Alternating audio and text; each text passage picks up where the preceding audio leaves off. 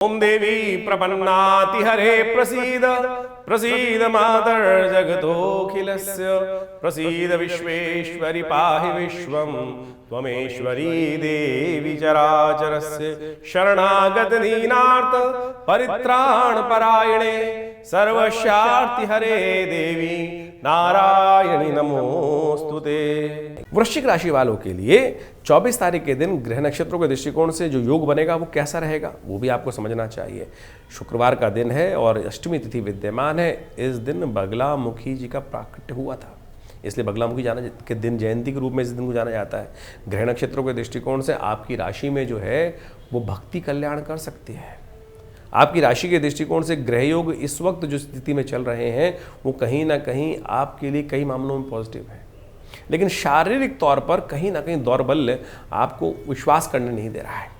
आपकी अपनी बुद्धि में इस वक्त ग्रहों की युति जो चल रही है, बुध की, सूर्य की, मंगल की युति जो चल रही है, वो कहीं ना कहीं आपको अपने बाहुबल में कहीं ना कहीं विश्वास नहीं कराती है और वो आपको बार बार अपनी शक्ति से का भान नहीं होने दे रही है। वो कहीं ना कहीं आपको बैठा देती है, बैठ जाओ थोड़ी देर। नहीं, इस वक्त परमात्मा की कृपा, परमात्मा की सहायता से जो भी कार्य करना चाहते हो वो आप बहुत बढ़िया से कर सकते हो। इस वक्त ऐसे ग्रहों के योग है। थोड़ा तीर्थ यात्रा करें, थोड़ा सा मंदिर में जाने का प्रयास करें। अरे पीताम्बरा भगवती की जयंती है, माँ भगवती पीताम्बरा का थोड़ा सहारा लेने का प्रयास करो। असंभव को संभव। देखिए कई बार क्या होता है कि हम अपनी शक्ति को पहचान नहीं पाते। इस संसार की पराशक्तियाँ भी कई बार बहुत सारी बाह्य शक्तियों का सहयोग लेकर कार्य करती हैं। माँ भगवती का प्राकट्य भी ऐसे ही समय में हुआ जब भगवान विष्णु एक भयावह स्थिति से निकलने के लिए भगवती पीताम्बरा की आराधना करते हैं। सुंदर स्थिति का रहस्य को समझें, सहयोग चाहिए। और आपकी राशि में इस वक्त भक्ति का सहयोग, परमात्मा की कृपा का सहयोग थोड़ा सा यदि मिल जाए तो बहुत सारी समस्याओं को ठीक करने का रास्ता आप प्राप्त कर सकते हैं। माँ बगलामुखी जयंती भगवती का ऐसा दिव्य स्वरूप है जो इस संसार में समस्त कष्टों से निवृत्ति का योग बनाती है। आमतौर पर लोग इस स्वरूप को कई बार भयावह स्वरूप मान के डर भी जाते हैं और केवल शत्रु विनाश करने के लिए ही इस उपयोग को प्रयोग करते हैं। लेकिन भगवती बगलामुखी वो ब्रह्मास्त्र हैं, आप सत्य माने कि जो बड़े से बड़े कष्ट से निवृत्ति करने का योग बनाती हैं। संसार की रक्षा करी। कहा जाता है अनादिकाल के अंदर एक बार संसार में भयावह तूफान आता दिखाई दे रहा था। एक भयावह राक्षस था और उसको किसी भी प्रकार से समाप्त नहीं किया जा सकता। संसार की कोई भी शक्ति उसको समाप्त नहीं कर सकती थी। तो भगवान विष्णु ने आदि शक्ति का ध्यान किया और कहा जाता है हरिद्रा सरोवर से भगवती की उत्पत्ति हुई और भगवती ने उस असुर का संहार किया। यानी आपके जीवन में कोई समस्या जब ऐसी हो जिसको किसी प्रकार भी आप ठीक नहीं कर पा रहे हो तो इस दिन भगवती के पीताम्बर स्वरूप का ध्यान कर कर आप अनेक कष्टों को दूर कर सकते हैं। हमने बहुत ज़बरदस्त तरीके से इन भगवती का स्वरूप देखा, इनका वर्णन किया, इनका प्रयोग किया अनेक बार। इनके से हर एक व्यक्ति कहीं ना जीवन में समस्या उत्पन्न होती है और ऐसे ऐसे प्रयोग देखे कि व्यक्ति जब कुछ और शक्ति काम ही नहीं कर रही थी किसी भी रूप में, चाहे मुकदमे थे, चाहे कोई और कष्ट थे, या किसी के जीवन में संतान का सुख ही नहीं मिल पा रहा था, ऐसे में भी भगवती के स्वरूप का ध्यान कर कर हर कष्ट, जब भयावह कष्ट सिर से पानी ऊपर चला जाए तब उस कष्ट की निवृत्ति के लिए भगवती पीताम्बरा का यदि ध्यान कर कर, पूजन कर कर आप यदि कार्य करें तो आप सत्य माने अद्भुत रूप से लाभ प्राप्ति के योग बन सकते हैं। इनकी अनेक कथाएं शास्त्र में विद्यमान है। हमने स्वयं देखा, हमारे आश्रम पर एक व्यक्ति आते थे, आप सत्य माने ऐसा चमत्कार उनके जीवन में उत्पन्न हुआ।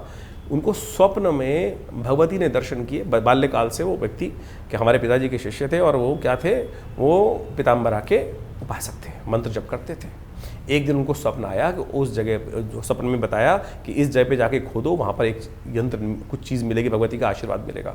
और उन्होंने उस जगह पर जाकर, उस तीर्थ स्थल पर जाकर देखा और वहाँ थोड़ा सा खोदने पर उनको वही भगवती का सिद्ध यंत्र, कहा जाता है ना बगलामुखी का सिद्ध यंत्र, उसी जगह प्राप्त हो। कैसे? स्वप्न में, दिल्ली में बैठे हुए वो सपन आ रहा है और एक फला जगह पे जाकर वो चीज़ प्राप्त होने का योग बन रहा है। वो व्यक्ति वहाँ गया और उसने वो उसको निकाल कर देखा, तो ये भगवती का सुंदर आशीर्वाद है। तो आप ये तथाकथित तौर पर जो लोग बोलते हैं ना कि ऐसा नहीं होता है, कुछ भी पराशक्ति है ही नहीं, अरे पराशक्ति बिल्कुल सदा आपके साथ विद्यमान है। आप उनके साथ कनेक्ट, उनके साथ अपना संबंध बनाने का प्रयास तो करें।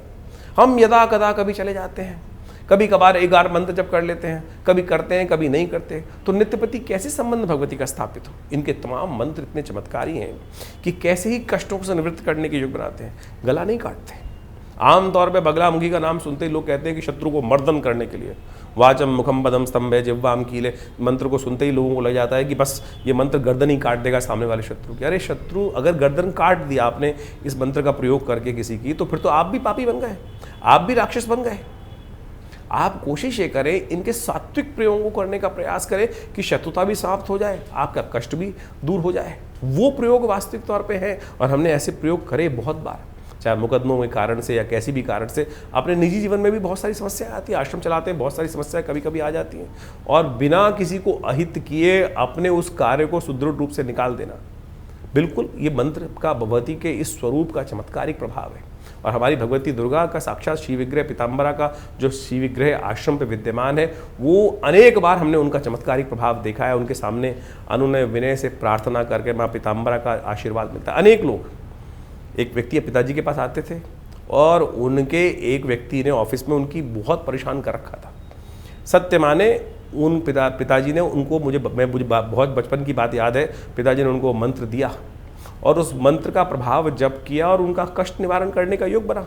मुकदमों में एक नहीं हजारों बार बिल्कुल सजा होने की थी, व्यक्ति ने कोई गलत कार्य नहीं किया था, लेकिन यदि भगवती पीताम्बरा का मंत्र जप कर कर उनका आशीर्वाद लेकर वो जो पहले चीज़ें हमारे व्यक्ति के अगेंस्ट जा रही थी वो धीरे धीरे उसकी पॉजिटिव हो गई।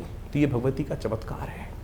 तो आप माने शत्रुओं पर विजय प्राप्त करने के लिए दिन अद्भुत है। यदि वर्ष में एक दिन भगवती पीताम्बरा का जो विशेष तौर पर मंत्र शास्त्र में वर्णित हैं, उन मंत्रों का जप कर कर इस दिन विशेष तौर पर उनका अनुष्ठान जो कर लिया जाए निश्चित संख्याबद्ध तरीके से, तो आप सत्य माने विशेष तौर पर यदि आप स्वयं नहीं कर सकते हैं तो उपयुक्त ब्राह्मणों का शुद्ध रूप से उपयोग करने का प्रयास कीजिए। देखिएगा आपको जबरदस्त प्रकार से लाभ प्राप्ति की। बगलामुखी जयंती साल में एक ही बार आती है और सत्य माने उस दिन अपने रक्षा के लिए हमको उनका मंत्र जप कर कर उनका सिद्ध यंत्र अपने घर में स्थापित कर लेना चाहिए, क्योंकि इस संसार में मित्र कम है, शत्रु ज़्यादा है। और शत्रु अपने मन में पता नहीं कौन कौन सा आपके प्रति राग द्वेष पाल के रखते हैं और वो कहीं ना कहीं आपको निचोड़ना चाहते हैं। ऐसी नेगेटिव मानसिकता वाले लोगों से पता भी नहीं चलता कौन नेगेटिव मानसिकता, उन सब की ऐसी मानसिकता से बचने के लिए अपने घर में, अपने ऑफिस में बगलामुखी जी का सिद्ध यंत्र इस दिन अवश्य स्थापित करके रख लेना चाहिए। कई बार बच्चों को बाहर जाते हैं, बच्चों के लिए क्या समस्या हो रखी है, तो भगवती बगलामुखी जी का रक्षा सूत्र मिलता है, पीला धागा भगवती के मंत्र से सिद्ध करा हुआ इस दिन तैयार किया जाता है। उसको यदि आप बच्चों को धारण करवा दें तो हमने ये देखा है कि बिल्कुल नज़र इत्यादि कैसी भी नेगेटिव भाव है उनसे कहीं ना कहीं रक्षा करने का सुंदर सुयोग बच्चों के लिए बन जाता है। और बगलामुखी जी का सुंदर स्वरूप आप समझें, मुझे बहुत पुरानी बात याद आती है जहाँ यहाँ मैं उपस्थित कर देता हूँ आपके समक्ष में। हमारे कुछ तथाकथित विद्वान किस प्रकार का भाव रखते हैं। बगलामुखी जी के रूप में एक व्यक्ति अनुष्ठान करवा रहा था अपने घर में, कुछ 5-6 अच्छे महाविद्वत परिषद के लोग उन्होंने उपस्थित कर लिए और उन महाराज जी ने कहा कि हम आपके लिए बगलामुखी का मंत्र जप करेंगे। बोले कैसे, उसका व्यवस्था की गई। बोले एक काम करो, 10 पंडित इसका जप करेंगे और 10 पंडितों के लिए बड़े बड़े कढ़ाई, बड़े बड़े भगोने मंगाए उन लोगों ने। उस भगोनों के अंदर पानी भरवा दिया। बोले जैसे बगुला पानी में खड़ा होकर जब करता है, हम आपके लिए उसी प्रकार से पानी में खड़े होकर, ये खड़े होकर वो व्यक्ति जिस प्रकार से पीले कपड़े पहनकर पानी में खड़े होकर वो यज्ञ, वो मंत्र जप करने के लिए व्यवस्था बनाने की उन्होंने सब लोगों ने व्यवस्था करती है। यजमान भी बेचारा प्रभावित हो रखा है, अरे पंडित जी कितने बढ़िया तरीके से कर रहे हैं। इन सब आडंबरों से क्या भगवती का स्वरूप हो रहा है या सामने वाले को प्रभावित करने के लिए पता नहीं कुछ और किया जा रहा है। जो मुख्य कार्य है मंत्र जप, उसके पूरा विधान, कवच इत्यादि का समस्त व्यवस्थाओं का जो चीज़ें शास्त्र में वर्णित की गई हैं, जो अनुष्ठान का करने का तरीका, वो तो किया नहीं जा रहा है। लेकिन बाह्य आडंबरों को दिखावा किस प्रकार से उपस्थित किया जा रहा है, वो ऐसे ऐसे कथानक हमारे समक्ष उपस्थित होते हैं, उनका कोई मतलब नहीं है। तो आप सीधी तरह से इस दिन सुंदर रूप से भगवती का स्तवन करें। एक मंत्र हम आपको बता देते हैं, भगवती का एक प्रसन्नता बीज मंत्र है। भगवती के अनेक स्वरूप में मंत्र क्या आता है, ओम ह्रीम ह्लीम ह्रीं, अनेक अनेक बीज मंत्र हैं, अनेक अनेक इसका उपयोग है। प्रसाद बीज है, अनेक प्रकार से प्रसन्नता बीज है। इसी प्रकार से भगवती का एक प्रसन्नता बीज मंत्र है, ओम ह्लीम। ह के पैर में र है, फिर उसमें साथ ही में ल लगा हुआ है और ऊपर से बड़ी की मात्रा बिंदी, ओम ह्लीम। इसका उच्चारण इस प्रकार से है। और ओम ह्लीम नमः, इस मंत्र का जप करते हुए भगवती का प्रसन्नता बीज है, कभी किसी का अहित नहीं करेगा और आपकी रक्षा करेगा। यदि इसी मंत्र का इस दिन कम से कम 108 बार जप कर लें आप या करवा लें, और उसी के सुंदर विधान के अनुसार जो शास्त्रीय विधान है, जिससे मंत्र जो यंत्र को सिद्ध किया जाता है, रक्षा कवच को सिद्ध किया जाता है, रक्षा सूत्र को सिद्ध करवा बच्चों के लिए या अपने घर के लिए स्वयं धारण करने का व्यवस्था बनती है, तो उनको धारण कर लिया जाए तो इस शुभ तिथि में तो माँ भगवती कृपा से पूरा वर्ष बिना किसी कष्ट के आराम से नेगेटिव भाव से लोगों से बचकर निकल सकता है। वृश्चिक राशि वालों के लिए 25 तारीख को शनिवार जिस दिन पड़ रहा है, नौमी तिथि के साथ में वृषभ राशि जो वैशाख मास की शुक्ल पक्ष की नौमी तिथि है, ग्रहों ने एक परिवर्तन का योग बनाया है और ये परिवर्तन आपको सफलता की तरफ अग्रसित करने के योग बना सकता है, नए संबंधों को स्थापित करने का योग बना सकता है। लेकिन थोड़ा सा स्थिति ऐसी है कि इन दिनों जल्दबाजी नहीं करनी है। केतु के साथ चंद्रमा बहुत तेज गति से जाता दिखाई दे रहा है और चीज़ों को बहुत तेज गति से आप करने का प्रयास करेंगे। जल्दी का काम शैतान का होता है, इस बात का ध्यान रखना। आपकी राशि के दृष्टिकोण से बहुत तेज गति से कार्य नहीं करना है, बहुत सोच समझकर कार्य करने की ज़रूरत है। इस वक्त शनि महाराज आपकी राशि में बुद्धि में बैठे हुए हैं और वो आपकी नज़र को थोड़ा सा बंद करते दिखाई दे रहे हैं। अब बहुत चीज़ें आपकी नज़र के बाहर भी बहुत सारी घटनाएँ घट रही हैं, उनको आपको समझने का प्रयास करना चाहिए। माँ भगवती का आशीर्वाद लेकर कार्य करने का प्रयास करें। इस दिन जानकी नवमी है, भगवती सीता जी का प्राकट्य हुआ था और कहा जाता है कि कई बार हम बहुत सब चीज़ें चाहते हैं कि आज ऐसा हो जाए, वैसा हो जाए, ऐसा हो जाए चीज़ों को, लेकिन इस संसार में परमात्मा ने पता नहीं क्या रच रखा है, कहाँ हमको क्या चीज़ प्राप्त होनी। जनक महाराज जो थे, उनके संतान की जो प्राप्ति का योग नहीं हो रहा था और वो चाह रहे थे वृष्टि हो जाए, वृष्टि हो नहीं रही थी और जब उन्होंने भगवान की प्रेरणा से वो कार्य किया तो उनकी मनोकामना भी वहाँ सिद्ध हो गई। तो इसलिए भगवान अपने आप को सरल बनाने का प्रयास करें। आपकी राशि में इस वक्त बुद्धि भाव में बैठे हुए शनि महाराज जो हैं वो थोड़ी सरलता को उत्पन्न करने में दिक्कत करते दिखाई दे रहे हैं। शनिवार का अवसर है, कोशिश ये करें शनि का उपाय करने का प्रयास करें। शनि के उपाय करने के निमित्त थोड़ा शनि के स्तोत्र का पाठ कर लीजिए, शनि के मंत्र का जप कर लीजिए, ओम प्रांग प्रींग प्रोंग से शनिश्चराय नमः। माँ भगवती कृपा से आपके कष्ट निवृत्त होंगे और इस दिन जानकी जी का पूजन करने से भी शनि के बहुत सारे दोष दूर हो जाते हैं। तो इस दिन एक काम करें, किसी देवस्थल पर जाकर कोई पीपल का पेड़ रोपित करने का प्रयास कीजिए। आपकी कृपा से इस वैशाख के महीने में भगवान के सुंदर आशीर्वाद से शनि आपके लिए जो इस वक्त बुद्धि में बैठे हैं वो कहीं ना कहीं अनुकूल होंगे। तो 25 तारीख के दिन विशेष तौर पर एक बहुत सुंदर वैशाख नवमी के दिन, जो उदय तिथि है शुक्ल पक्ष की नवमी के दिन, सीता नवमी के रूप में जाना जाता है, जिस दिन भगवती का प्राकट्य हुआ।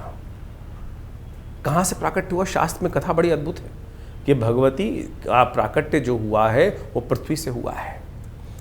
महाराज जनक के यहाँ अकाल पड़ा, भीषण अकाल पड़ा और भीषण अकाल पड़ते हुए कुछ भी चीज़ समझ में नहीं आ रही थी। सब प्रयोग जो थे वो निष्फल होते चले जा रहे थे, मेघ बरस ही नहीं रहे थे पूरे राज्य में। कहा जाता है क्या किया जाए, तो उन्होंने पूरा का पूरा राजाओं ने, ऋषियों ने कहा कि आपको राजा को स्वयं अपने हाथ से हल जोतना चाहिए। घटना क्या हुई, जब हल जोत रहे थे तो वो फल जो था हल का वो कहीं ना कहीं एक घड़े में फंस गया और उस घड़े के माध्यम को जब देखा उन्होंने जाकर तो वहाँ एक कन्या रूप में बालक था।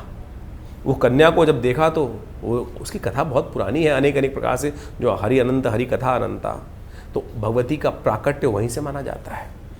पृथ्वी भूमि की कन्या के रूप में भगवती का प्राकट्य हुआ और सत्य माने प्रकृति घटना देखें, अगर वर्षा हो जाती तो कहीं ना कहीं कुछ अशुभ स्थिति बन सकती थी और उसी चीज़ को रोकने के लिए कैसा मेघ भी बुद्धिमान थे कि नहीं वर्षा नहीं होनी है। तो ऐसे में इस सुंदर घटना को वर्णित किया गया। इस दिन भगवती सीता का सुंदर पूजन करते हुए शास्त्र में वर्णन किया गया कि उनका पूजन करना चाहिए। आपके जीवन में भी कई बार संतान सुख प्राप्त करने के लिए इस दिन सुंदर सुख माँ की कृपा से, ये नवमी तिथि जो है ना अपने आप में बहुत सुंदर मानी गई है। इस दिन विशेष तौर पर एक मंत्र है, सर्वा बाधा विनिर्मुक्तो धनधान्य सुतान्विता मनुष्यो मत प्रसादेन भविष्यति न संशय। जिनके जीवन में संतान की का कहीं ना कहीं कमी हो, संतान का सुख कहीं ना कहीं बाधित हो रहा हो, तो उस दिन विशेष तौर पर भगवती माँ दुर्गा के मंदिर में जाकर सर्वा बाधा विनिर्मुक्तो धन धान्य सुतान्विता मनुष्यो मत प्रसादेन भविष्यति न संशय, दुर्गा सप्तशती में 12वें अध्याय में ये मंत्र आया और भगवती दुर्गा ने स्वयं अपने मुख से इस मंत्र को कहा है कि जो समस्त कष्ट दूर हो जाते हैं, सर्वा बाधा विनिर्मुक्तो और धन धान्य संतान इन सबके सुख प्राप्त होते हैं और इसमें कोई संशय नहीं है।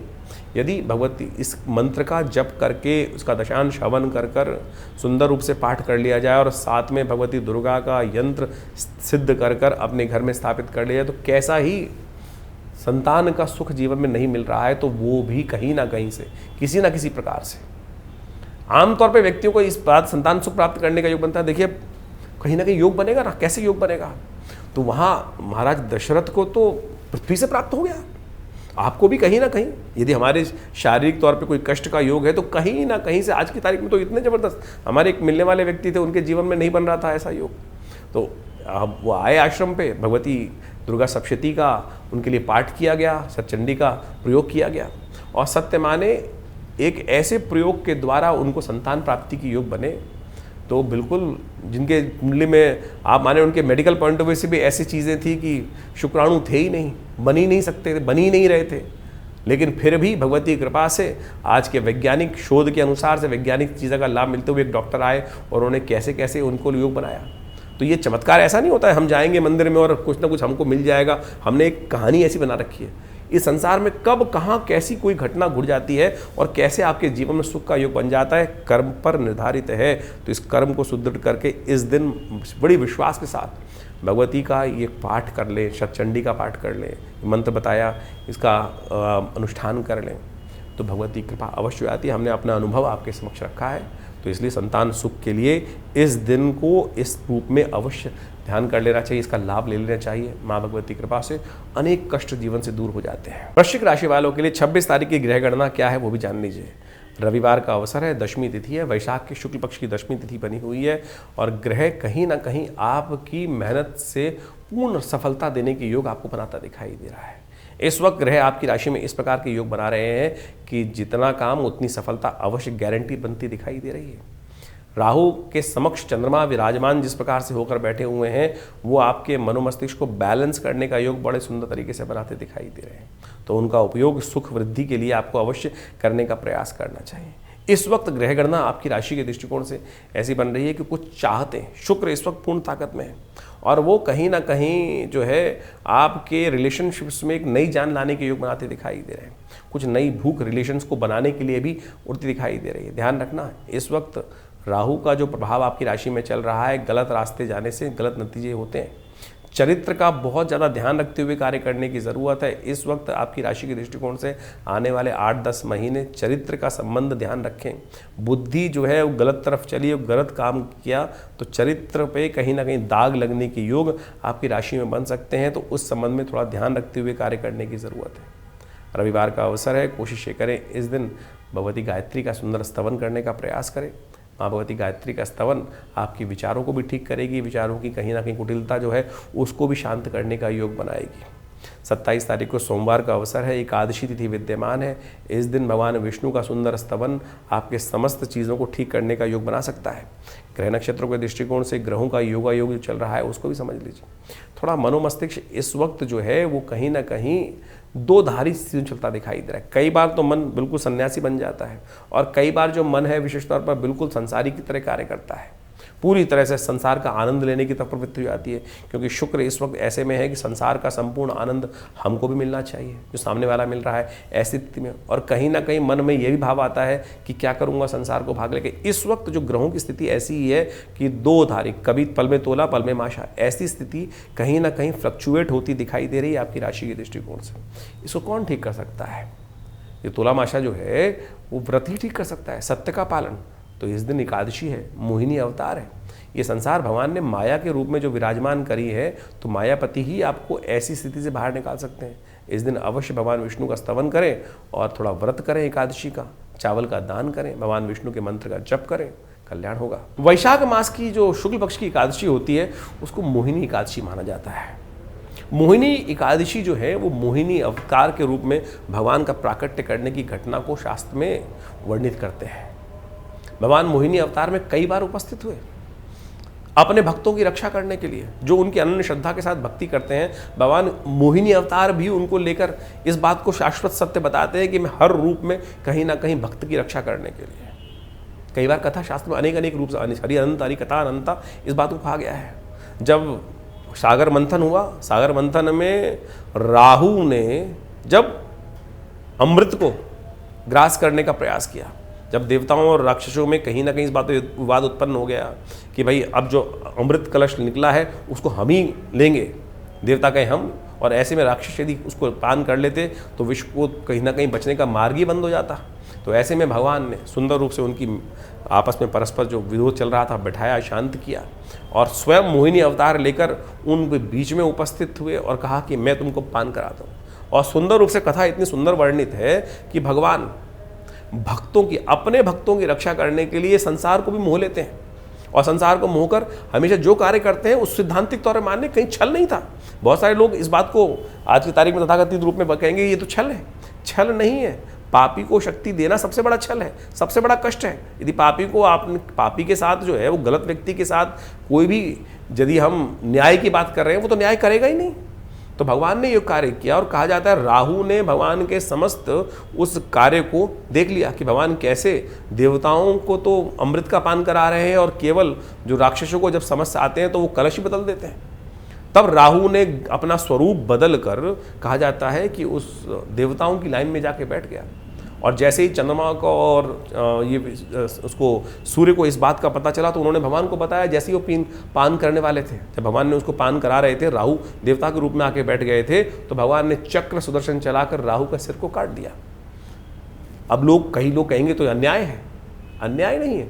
दुष्ट को किसी प्रकार से क्षमा करने योग्य नहीं है। राहु पापी था, ग्रह उसका मंतव्य गलत था कि इस शक्ति का उपयोग कर कर वो संसार को अपने सुख के लिए संसार को त्रास देने के लिए इस समस्त योजना पे कार्य कर रहा था। तो किसी प्रकार भी उसके कार्य को न्याय युक्त नहीं कहा जा सकता। तो मोहिनी अवतार जो है भगवान का न्याय के युक्त है। तो न्याय क्या है उसकी व्याख्या हमें अच्छे से इन कथाओं के माध्यम से समझ लेनी चाहिए। तो ये जो पर्व है विशेष तौर पर भगवान की अनुकंपा प्राप्त करने का है। इस दिन भगवान का षोडशोपचार पूजन करना चाहिए। भगवान का षोडशोपचार पूजन कर कर सुंदर रूप से आपको विशेष तौर पर क्या करना चाहिए, भगवान के जो ओम नमो नारायणाय इस मंत्र का जप करते भगवान शालिग्राम का सुंदर रूप से स्नान कराएं, उनका चरणामृत ग्रहण करने का प्रयास करें, या हो सके तो पुरुष सूक्त का सहस्रसी रेखा पुरु का सहस्राक्ष सहस्रपात सभो मेघ्वं सर्वातपात त्रतिष्ठित सांगुलम, इस प्रकार से उनके 16 मंत्र जो हैं उनका पूरा स्तवन करके षोडशोपचार भगवान का सुंदर रूप से पूजन करने की व्यवस्था बनाते हैं।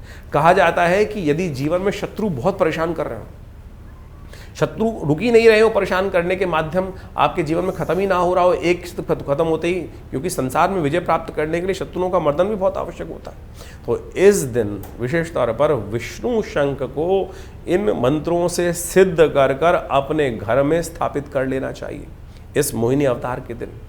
और नित्यपति उस शंखनाद, सिद्ध शंखनाद यदि करेंगे तो वातावरण भी शुद्ध होगा और शत्रुओं पर विजय प्राप्त करने के योग भी सुंदर रूप से बन जाएंगे। तो ये शास्त्र में जो प्रयोग बताए गए हैं इनको अच्छे से अपने जीवन में स्थान देने का प्रयास करना चाहिए। अद्भुत प्रयोग है शास्त्र के दृष्टिकोण से, और जो पुराणों में वर्णित है, और पुराणों में वर्णित इन समस्त प्रयोगों का शास्त्र में यदि आप वर्णित तरीके से कार्य करेंगे, भगवान का स्तवन करेंगे, नित्यपति ओम नमो नारायणाय इस मंत्र का जप करेंगे, तो भगवान की कृपा से आपके कष्ट दूर होंगे। आरोग्यता प्राप्त करने के लिए भी सुंदर योग बना सकते हैं इस दिन।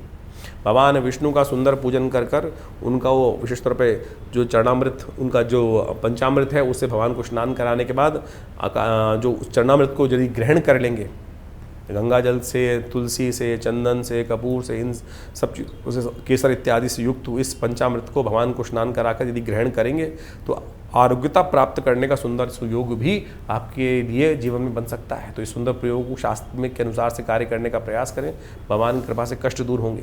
वृश्चिक राशि वालों के लिए 28 तारीख की ग्रह गणना मंगलवार के दिन जो बन रही है, द्वादशी की तिथि जो बन रही है, वो समझ लीजिए। देखिए ग्रहों की परिवर्तन की जो स्थिति है वो विशेष तौर पर बड़ी विचित्र धार में चलती दिखाई दे रही है। सूर्य जो है वो भरणी नक्षत्र में प्रवेश कर चुके हैं, जो शुक्र का नक्षत्र है।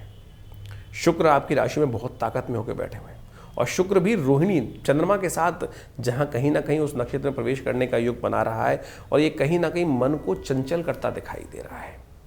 मन जो है वो थोड़ा घर में कम रुक रहा है, रिलेशनशिप्स में थोड़ा कहीं ना कहीं आनंद की तरफ प्रवृत्ति थोड़ी भागती दिखाई दे रही है।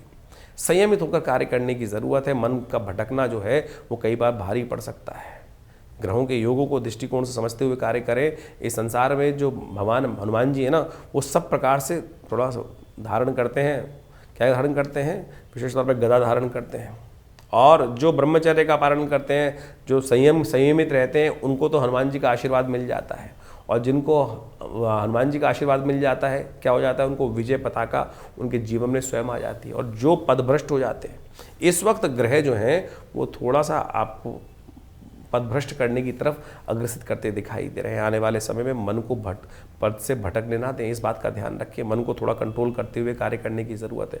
घर में थोड़ा मन कम लगता दिखाई दे रहा है, बाहर की तरफ मन की प्रवृत्तियाँ ज़्यादा भागती दिखाई दे रही हैं। तो कोशिश करें थोड़ा सा हनुमान जी का स्तवन करने का प्रयास करें। हनुमान चालीसा का एक पाठ आपके लिए, तो खासतौर पे आपकी राशि के दृष्टिकोण से तो हनुमान जी सब प्रकार से आपकी रक्षा करने का योग बनाएंगे ही। तो हनुमान चालीसा का पाठ अवश्य कीजिएगा, हनुमान जी का स्तवन अवश्य कीजिएगा। हनुमान जी के मंदिर में जाकर एक लाल दिया उनको आपके समक्ष प्रस्तुत करने से आपके जितने भी पाप हैं वो सब भस्म हो सकते हैं। वृश्चिक राशि वालों के लिए 29 तारीख की जो ग्रह गणना है, बुधवार के दिन त्रयोदशी तिथि के दिन, जिस दिन प्रदोष है, और साथ साथ उस दिन छिन्नमस्तिका भगवती की जयंती के दिन जो ग्रह गणना बन रही है वो क्या कह रही है।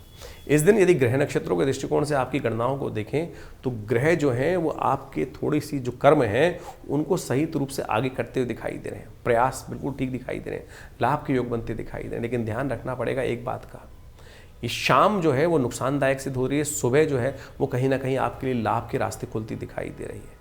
बहुत ज़्यादा टालने की ज़रूरत नहीं है। इस वक्त मनोवृत्ति जो है थोड़ी सी आलस प्रवृत्ति होने के कारण से कर लेंगे काम को थोड़ा कर लेंगे, ऐसी प्रवृत्ति होती दिखाई दे रही है। जो देर का काम होता है वो कहीं ना कहीं जो है नुकसानदायक सिद्ध हो सकता है। प्रदोष काल में शाम का समय तो पूजा का होता है, कोशिश करें सुबह सुबह से ही महत्वपूर्ण योग का लाभ लेते हुए कार्य में लग जाएं तो लाभ की स्थिति अवश्य आपके लिए बनती दिखाई दे रही है। बहुत देर आलस में रहना, काम को टालना ठीक नहीं है। प्रदोष काल है, इस दिन भगवान शिव की थोड़ी आराधना करें। आपकी राशि के दृष्टिकोण से थोड़ा मीठा दूध भगवान पर अर्पित करना, गुड़ भगवान पर अर्पित करना, ये कहीं ना कहीं आपके लिए लाभ के योग बनाएगा। सांसारिक कामनाएं जो हैं वो कहीं ना कहीं कैसे प्राप्त होती हैं, भगवती छिन्नमस्तिका का सांसारिक कामनाओं में कई बार क्या होता है कि बहुत सारी चीज़ों का मर्दन भी करना पड़ता है, और भगवती पार्वती किस प्रकार से उस भाव को छिन्नमस्तिका के रूप में उपस्थित होकर संसार के समक्ष उस भाव को रखती हैं, वो बड़ा गूढ़ रहस्य है। हमारे इस कथानक को अच्छे समझें और देखिएगा ये कथानक कहीं ना कहीं आपके जीवन में एक नया रास्ता खोल सकता है। वैशाख शुक्ल पक्ष की जो त्रयोदशी तिथि है उस दिन भगवती छिन्नमस्तिका का प्राकट्य उत्सव होता है, उस दिन उनका प्रादुर्भाव हुआ। ये भगवती का बड़ा दिव्य स्वरूप है। आमतौर पे हमारे भारतीय शास्त्र में जो आध्यात्मिक शास्त्र है उसमें अनेक अनेक कथाएं हैं, और कथाओं का आदि भौतिक आदि दैविक कई प्रकार से उसका इंटरप्रिटेशन है। सीधी तौर पे यदि कथा समझें तो समझ में नहीं आएगी। भगवती दुर्गा स्नान कर रही होती हैं और उनकी जो सखाएं थी उनको भूख लगती है, उनको खाने को नहीं मिलता, तो भगवती अपना सिर काटकर हाथ में ले लेती हैं, और उसके बाद उनसे निकलता हुआ रक्त जो है उन दोनों की दोनों सखाएं हैं वो पान कर रही हैं, और भगवती जहाँ खड़ी हैं वो रति और काम के ऊपर विद्यमान होकर खड़ी हुई हैं। ऐसा स्वरूप आमतौर पे समझ में नहीं आएगा। भगवती का दुर्गा स्वरूप है, भगवती पार्वती जी के संबंध में कथा आती है, तो इन कथाओं को बहुत गूढ़ रूप से समझने की आवश्यकता है। भगवती छिन्नमस्तिका वो ब्रह्मास्त्र हैं कि जो अकाट जो काम कहीं हो ही ना रहा हो, किसी प्रकार भी समस्या जो हो रही है कि ऐसी समस्या है कि व्यक्ति बहुत ज़्यादा रसातल में चला गया है, तो यानी भगवती ये स्वरूप को सीधी तरह से कथा तो ऐसे समझे, इसका आध्यात्मिक रहस्य बहुत गहरा है, बहुत ज़्यादा गहरा रहस्य है, समझने के लिए आवश्यकता है। यदि काम पर विजय प्राप्त करने से ही आप संसार में हर प्रकार की विजय प्राप्त करने के योग बना सकते हो और अमर हो सकते हैं। सोचे भगवती का स्वरूप किस प्रकार का है कि रति और काम के ऊपर उस मैथुन की स्थिति में उनके ऊपर भगवती विराजमान है, और अपना सिर काटकर हाथ में रखा हुआ है, और दो पान करती हुई वहाँ पर देवियाँ विराजमान हो रही हैं। और ये स्वरूप जो है वो वास्तविक तौर पर दिखाता है कि भोग विलास पर जो विजय प्राप्त कर लेते हैं, उन पर आरूढ़ हो जाते हैं, भोग विलास पर यानी मर्दन कर देते हैं उनका, तब वो अमरता को प्राप्त कर सकते हैं और अपने समस्त जो लोग हैं, परिकर हैं, उनकी उदर पूर्ति, उनकी कामनाओं की पूर्ति करने का मार्ग बना सकते हैं। यानी आपको अपनी कामनाओं, अपनी वासनाओं पर पहले विजय प्राप्त करनी पड़ेगी, तब जाकर यदि उन पर लिप्त हो जाओगे, कामनाओं पे वासनाओं में यदि लिप्त हो जाओगे तो कुछ नहीं कर सकते। छिन्नमस्तिका भगवती का कभी समय मिलेगा तो बहुत ज़बरदस्त तरीके से उसका हम आपको जो प्रभाव है वो समझाने का प्रयास करेंगे, लेकिन क्षणिक शब्दों के माध्यम से इस उत्सव को बड़े आनंद रूप से समझने की आवश्यकता है। तो ये भगवती का वो स्वरूप है कि यानी संसारिक कामनाओं को पूर्ण करना भी बहुत ज़रूरी है। संसारिक कामनाओं की पूर्ण करने के लिए भगवती ने ये स्वरूप का, ये घटना को वो वहाँ पे जो रखा गया है, ये 10 महाविद्या के अंतर्गत जब सबसे ज़्यादा शक्ति संपूर्ण भगवती का स्वरूप है। यदि व्यक्ति लगातार जीवन में हार चल रही है और कोई रास्ता नहीं मिल रहा है, तो इनके दिव्य अनुष्ठानों को यदि जीवन में अपना लिया जाए तो व्यक्ति बहुत जबरदस्त तरीके से अपने दुर्भाग्य को सौभाग्य में परिवर्तन करने का योग बना सकता है। ये वो ब्रह्मास्त्र है जो छिन्नमस्तिका भगवती का जो मंत्र हैं, जो उनकी स्तुति है, जो उनके प्रयोग हैं, जो शास्त्र में वर्णित हैं, जब कोई स्थिति ना चल रही हो, कहीं भी कोई रास्ता ना मिल रहा हो, तब इनके मंत्रों का प्रयोग कर कर आप अपनी कामनाओं पर विजय प्राप्त करने के लिए, अपने समस्त परिकर की कामनाओं को पूर्ण करने के लिए इनका दिव्य जो प्रयोग है उनका प्रयोग कर कर आप समस्त चीज़ों को ठीक कर सकते हैं। वृश्चिक राशि वालों के लिए 30 तारीख का दिन, 30 जो अप्रैल है, महीना परिवर्तन करने के लिए जा रहा है और बहुत जल्दी नया मास भी आरंभ हो रहा है। बृहस्पतिवार का दिन है, चतुर्दशी तिथि विद्यमान है और इस दिन बुद्ध महाराज सबसे बड़ा परिवर्तन करने की योग में बना रहे हैं और ये सूर्य के साथ जाकर बुद्ध आदित्य योग बना देंगे आपकी राशि के दृष्टिकोण से। और इस दिन ग्रहों की गणना देखिए, थोड़ी सी दो धारी तलवार आपके पंथी दिखाई दे रही है। बने बनाए काम को कहीं आप लात ना मारते हैं। बुद्धि, शनि महाराज बुद्धि भाव में बैठे हुए, राहु और इस वक्त केतु का जो कॉम्बिनेशन आपकी राशि में जो बनकर तैयार हो गया है बुद्ध के परिवर्तन के कारण से, ऐसा योग बन सकता है जो चीज़ें बिल्कुल आपके हाथ में आने को है, बिल्कुल छिटक कर आपके थोड़े से क्रोध के कारण से, बुद्धि में बैठे हुए शनि के कारण से, जिद के कारण से वो चीज़ें आप छोड़ सकते हैं। तो किस्मत को लात मत मारना। ऐसे योग परिवर्तन की तरफ जा रहे हैं कि अननेसेसरी चीज़ें, बने बनाए काम में, बनी बनाई चीज़ में, लाभ में चीज़ें नेगेटिव हो जाएं। भगवान नरसिंह का अवतार जो है वो आपके कष्टों को निवृत्त करने का, कष्टों को दूर करने का योग बना सकता है। तो भगवान विष्णु का सुंदर पूजन करें, कल्याण होगा।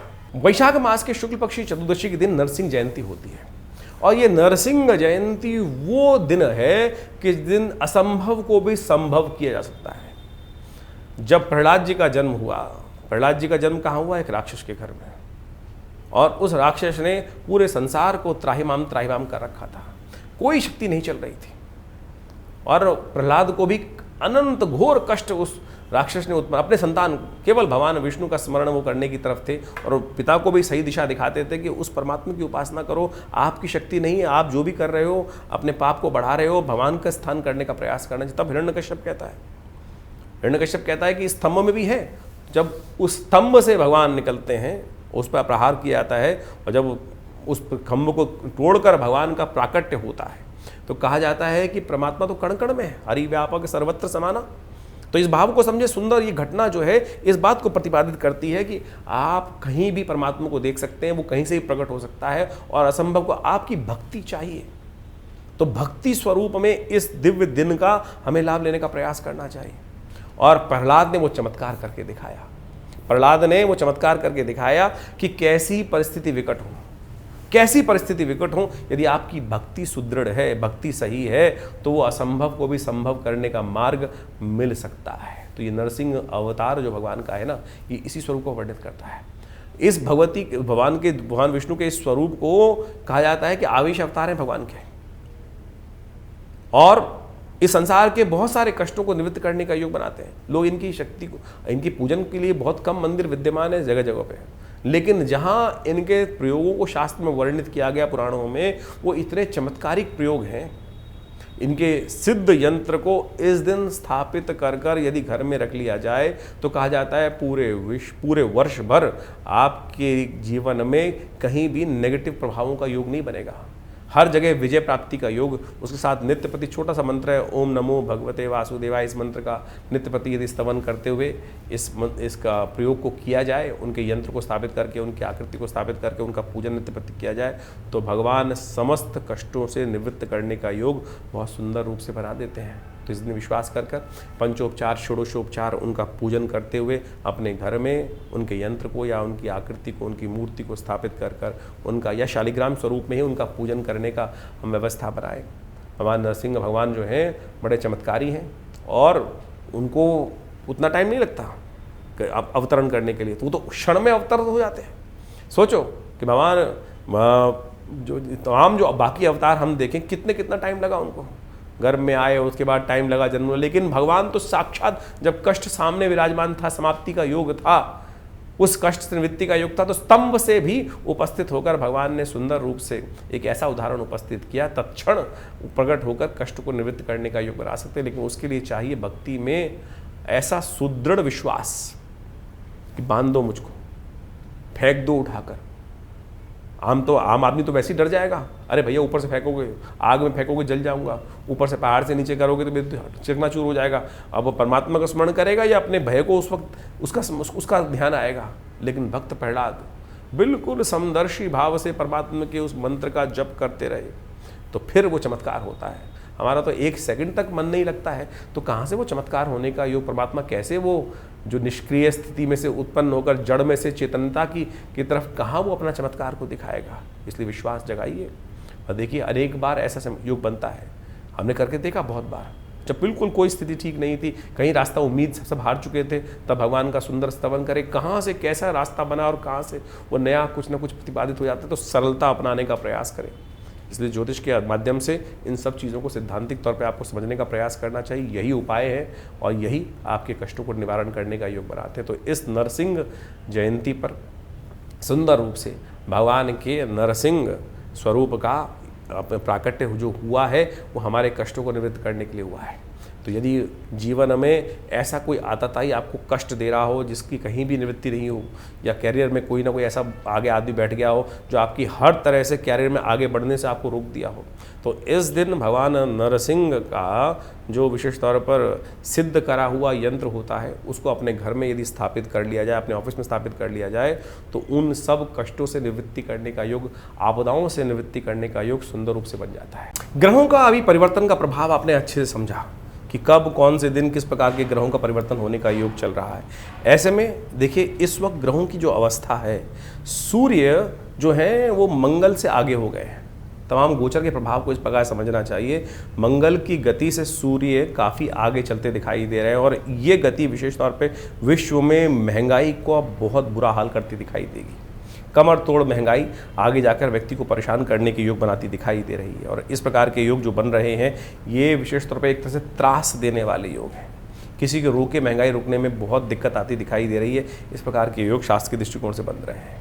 और आपकी राशि के दृष्टिकोण से यदि देखें तो ग्रह योग आमतौर पे समझ लें, गोचर के दृष्टिकोण से देखें 15 से 45 यानी इतना ज़्यादा भयावह स्थिति परिवर्तन करती दिखाई दे रही है। महंगाई के दृष्टिकोण से देखें, मौसम के दृष्टिकोण से भी आगे आने वाले जो ग्रहों का योगायोग दिखाई दे रहा है वो कहीं ना कहीं स्थिति को थोड़ा सा अशांत करने की तरफ ले जाता दिखाई दे रहा है। मंगल शनि का टकराव भी चल रहा है और वो कहीं ना कहीं चीज़ों को किस विपरीत दिशा में मोड़ सकता है आने वाले समय में। विशेष तौर पर देखिए कि जो जेठ का महीना आने वाला है उसमें 5 शनिवार का योग बनने वाला है।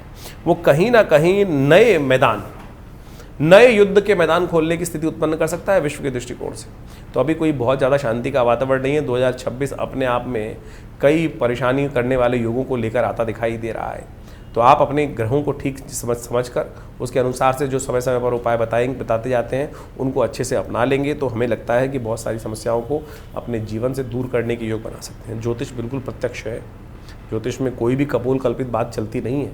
प्रत्यक्ष योगों के अनुसार से प्रभाव सामने आते हैं और उनसे बचने के मार्ग भी पुराणों इत्यादि शास्त्रों में बहुत सुंदर रूप से बताए गए हैं। वो सब कार्य करते हैं, कहीं शंका ना रखें कि ये उपाय कार्य करते हैं नहीं करते। कई बार व्यक्ति को लगने लगता है कि जब समय भारी चल रहा होता है कि नहीं कुछ नहीं काम करता। उनसे पूछो जिन्होंने अपने अनुभव देखे हैं, चमत्कार आपने भी देखे होंगे, फिर क्यों मन में संशय लाते हो। और ज्योतिष विज्ञान के माध्यम से समझ लें हमारे जीवन में कई सारे जो प्रभाव हैं, जो भी कर्म को भोगते हैं वो हमारे सामने हर रोज़ आते हैं। और शास्त्र कहता है अवश्यमेव भोक्तव्यम कृतम कर्म शुभाशुभम।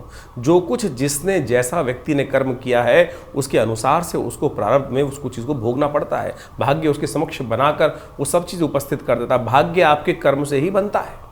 और बहुत सारे लोग कई बार उस बात को समझ नहीं पाते हैं। हमें अपने कर्म को सुधारने का प्रयास करना चाहिए। ये जीवन में नहीं तो कैसे ही आपाधापी हो, कैसे ही ग्रह खराब भी हो, लेकिन यदि हमारे कर्म सही हैं तो हम कैसी ही विपदा के समय में ग्रहों की जो अच्छी स्थिति ना हो उससे भी निकल कर बाहर आ जाते हैं। हमने बहुत सारी जन्मपत्री देखी, बहुत सारी, आज बाल्यकाल से लेकर अब बहुत साल से, जब से कहूँगा 5 साल की उम्र से ही जन्मपत्रियों के संबंध में, ज्योतिष के संबंध में पिताजी के साथ रहकर ज्ञान अर्जित करना शुरू किया था। और आज सत्य समाने कि हज़ारों जन्मपत्रियाँ देखी, हज़ारों जन्मपत्री में ऐसे योग देखे कि एक से एक अशुभ योग थे, लेकिन फिर भी क्या था, वो नेगेटिव प्रभाव था नहीं कुंडली के अंदर। कारण क्या है कि नेगेटिव योग होते हुए भी हम कैसे उनसे व्यक्ति बच के निकल रहा है, केवल उसका पुण्य कार्य है। पुण्य कार्य यदि हो जाए तो आप मान के चलें। और हम अपने इस कार्यक्रम के माध्यम से आपके समक्ष भारतीय वैदिक ज्योतिष, जो प्राचीन ज्योतिष है, बहुत सारे लोग भ्रांति उत्पन्न करने के अनेक अनेक कारण कहते हैं वेद के अंदर ज्योतिष नहीं। अरे वेद के अंदर सब कुछ विद्यमान है। कौन सी चीज़ ऐसी है जो वेद के ज्ञान के अंतर्गत नहीं आती है? तो पौराणिक कालों को किस प्रकार से कहीं ना कहीं कुछ ना कुछ अपने अपने भ्रांति के अनुसार से बात करने का बात करते हैं। भारतीय संस्कृति को पढ़ेंगे तो ऐसा कुछ भी नहीं है। जिन्होंने वेद का क ख ग नहीं पढ़ा उनको समझ में आती है, उनको बात समझ में नहीं आती है, वो अपनी अपनी बातें उत्पन्न कर देते हैं और इन समस्त पौराणिक जो चीज़ें हैं उनको कहीं भेद कर देते हैं। वेद को, पुराण को भेद करने का प्रयास करते हैं, अनेक अनेक शाखाओं भेद करने का प्रयास करते हैं और आप आनंद से उनकी बातों को सुनते भी हैं, क्योंकि आपके मन में हमको लगता है कहीं ना कहीं खोट है। अगर आप परनिंदा सुनना चाहते हैं तो समझ लीजिए कि परनिंदा सुनकर कहीं ना कहीं उस पर ध्यान दे रहे हैं तो कहीं ना कहीं आपके ज्ञान में ही, व्यक्ति के ज्ञान में ही खोट होता है। तो भारतीय संस्कृति ऐसी कपोल कल्पित एक भी बात नहीं उपस्थित करती। तो इसलिए उन लोगों के ज्ञान पे ना जाए तो इसलिए अच्छा रहेगा। तो हम इस कार्यक्रम के माध्यम से आपके समक्ष उन समस्त कार्यक्रम को उपस्थित करने का प्रयास करते हैं। तो ज्योतिष को बहुत वृहद वर्णन समझने का प्रयास करना चाहिए। ये नहीं कि नग पहन लिया, ये कुछ कर लिया, ऐसी चीज़ों को ही हम ज्योतिष मान के बैठ जाए। इसलिए ज्योतिष को यदि समझें तो एक एक चीज आपस में जुड़ी हुई है। पंचांग पुराणों से जुड़ा है, पंचांग कथाओं से जुड़ा है, पंचांग तिथियों से जुड़ा है, तिथियों से जो कथाएं हैं वो पुराणों से जुड़ी हुई हैं। पुराणों की तमाम जो सार हैं जो है वो वेदों के अंतिम अंग वेदांत से जुड़ा हुआ है और वेदांत वेद से जुड़े हुए हैं। इस बात को हमें अच्छे से समझ लेना चाहिए। एक एक मंत्र, एक एक प्रयोग, चाहे वो सत्यनारायण की कथा है, चाहे वो एकादशी का व्रत करने का विधान है, चाहे वो रविवार, सोमवार, मंगलवार, बुधवार, अनेक अनेक चीज़ें विधान जो उपस्थित हैं वो कहीं ना कहीं हमारे उसी संस्कृति से निकल कर आई हैं। इस बात को अच्छे से समझ लेना चाहिए। छोटा सा एग्जाम्पल आपके समक्ष उदाहरण उपस्थित कर देते हैं। अगर पुराणों में जो कथाएं गलत हैं तो हम एक मंत्र पढ़ते हैं ना, त्र्यंबकम यजामहे सुगंधिम पुष्टिवर्धनम उर्वारुकमिव बंधनात्, भगवान शंकर का मंत्र माना जाता है।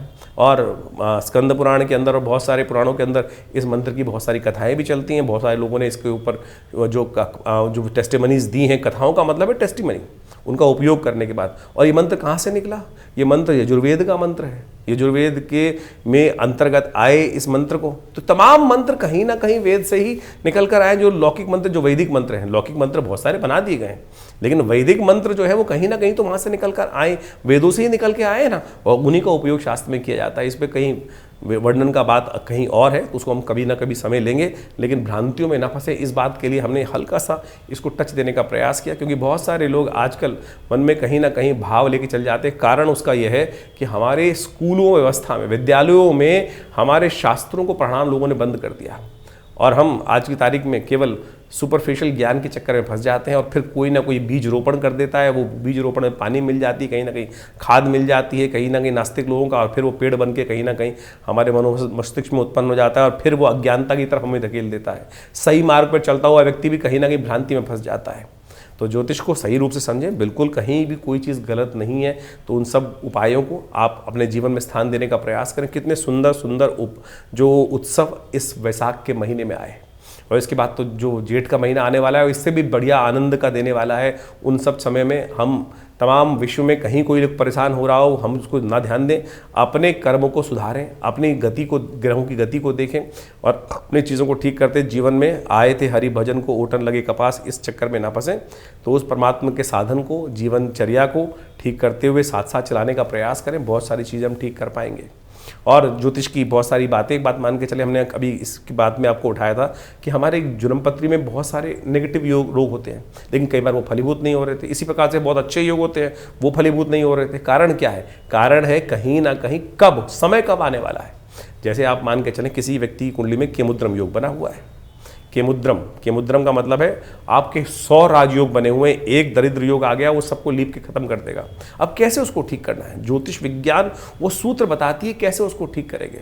ऐसे मंत्र हैं सत्य माने कि जिनको यदि उस समय जप लिया जाए तो उस मुहूर्त के अंदर, तो केमुद्रम का क्या प्रभाव। देखिए, जैसे आप मान के चलें कि आपकी कुंडली में कोई नेगेटिव, जैसे केमुद्रम योग के बारे में बात करें, आमतौर पे लोगों को पता ही नहीं चलता। चंद्रमा यदि बिल्कुल अकेला है, किसी शुभ ग्रह से दृष्ट नहीं है, आगे पीछे 2-2 भाव तक कोई ग्रह नहीं बैठा हुआ है, तो केमुद्रम योग हो गया। और फिर क्या होगा, उससे दरिद्र योग बन जाएगा, छन्नी की तरह काम करेगा। अब किसी कुंडली में है तो किसी राजा के यहाँ भी पैदा हो गया तो फिर वो कहीं ना कहीं दरिद्रता की तरफ भागता चला जाएगा। अब इसको कैसे बचाया जाए? इसको बचाने के लिए शास्त्र में जो महालक्ष्मी के उपाय बताए गए हैं उनको करने का प्रयास कीजिए ना। अभी अक्षय तृतीया गई, अक्षय तृतीया के दिन कहा जाता है कि यदि श्री सूक्त का जप भगवती महालक्ष्मी को प्रसन्न करने के लिए कर लिया जाए, उसका यज्ञ कर लिया जाए, तो एक दिन में ही पूरे वर्ष का अक्षय फल प्राप्त करने का योग बन जाएगा। और दिन पूरे वर्ष में आप उस मंत्र को जप करने के लिए मेहनत लगाएंगे, लेकिन अक्षय तृतीया के दिन यदि उसका एक संख्याबद्ध तरीके से पूरी तरह से जप कर लिया जाए तो फिर कैसे वो मंत्र कार्य नहीं करेगा? कब हुआ मंत्र का उद्धारण? ये अलग, ये ऋषि भृगु ने जब भगवती ने स्वयं उनको श्राप दिया तब इस मंत्र का प्रादुर्भाव उन्होंने किया, प्राकट्य किया। और इस मंत्र का प्रभाव ऐसा है कि आपकी कुंडली से दरिद्र योग को लाठी मारकर भगा सकते हैं।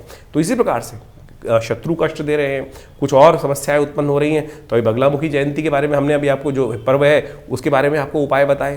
प्रत्यक्ष रूप से एक के बाद एक लोग आते हैं, उन सबके कार्य कई बार संपादित होते हैं, तो कैसे उनका प्रभाव ना समझें हम? तो आप इन समस्त चीज़ों को जो हमने आपके समक्ष रखी हैं, तो सकल पदार्थ हैं जग माही और कर्महीन पुरुष पावत नाई। तो कर्म करने का अधिकार आपके पास है, कर्म से भागे मत। सही दिशा में सही कार्य यदि करेंगे तो ऐसा हो नहीं सकता कि कष्ट जीवन से दूर ना हो। बिल्कुल कष्ट जीवन से दूर होते हैं, तो इसलिए कष्ट को दूर करने के लिए सही दिशा में सही गुरु आज्ञा के अनुसार से सही समय पर यदि सही कार्य कर लिया जाए तो फिर वो सही फल ही जीवन में देगा। और ना समय ठीक है, ना विधि ठीक है, ना ज्ञान ठीक है, तो फिर क्या होगा? फिर भ्रांति ही उत्पन्न होगी और अज्ञान में किया गया कार्य अंधकार को ही देता है और अंधकार में फिर भ्रांति उत्पन्न करने के योग कहीं ना कहीं बन जाते हैं।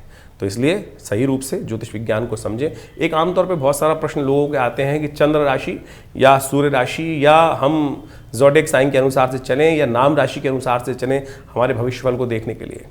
देखिए, ज्योतिष को जब व्यापक रूप से देखा जाता है तो राशि के अनुसार से बहुत सारी चीज़ें, ग्रह गणनाएं, ग्रहों के योगायोग, उनके अंतर्बल, उन सब चीज़ों को, अवस्थाओं को भी देखा जाता है, विंशोत्तरी दशाएं, कई प्रकार की और दशाएं, उन सबको भी देखा जाता है और साथ साथ राशि के दृष्टिकोण से इन सबको समग्र भाव से देखा जाता है।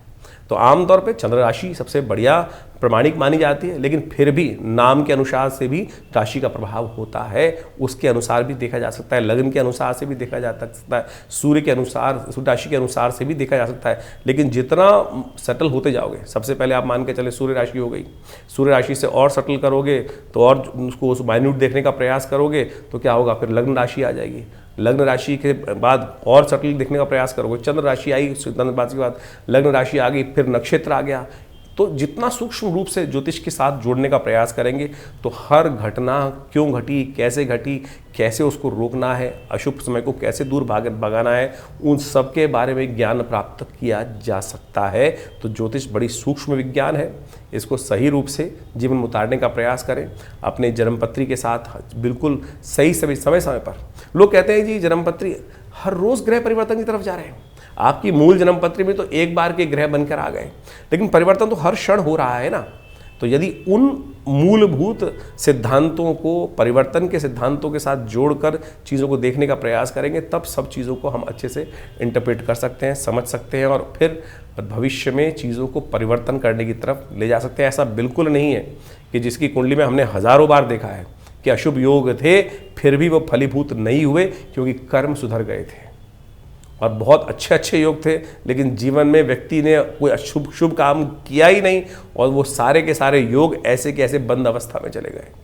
पितृदोष के संबंध में बात की जाती है ना कि बहुत सारे लोग कि पितृ ऋण बन गया, पितृदोष बन गया कुंडली में। पितृदोष लेके नहीं आता कोई आदमी, पितृदोष बनता है, पितृ ऋण चढ़ता है।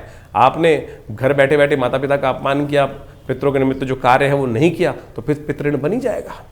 जन्मपत्री से नहीं बनती ये सब चीज़ें, कर्म के अनुसार से बनती हैं चीज़ें। कर्म के अनुसार से समझेंगे, देखेंगे और उसको परिवर्तन करने के योग बनाएंगे, मेहनत करेंगे तो बिल्कुल भाग्य में कोई किसी के भाग्य में जो परिवर्तन करने का योग स्वयं बना सकता है। भाग्य में ऐसा नहीं है कि परमानेंटली वो लिख दिया गया है। सही कर्म करके, सही चीज़ों को ज्ञान करके, सही गुरु के आशीर्वाद से आप एक एक चीज़ को बदल सकते हैं। विश्व में अनादिकाल से लोगों ने इसको करके दिखाया है, तो आप भी समझेंगे, करेंगे तो बहुत कुछ परिवर्तन का योग बनेगा।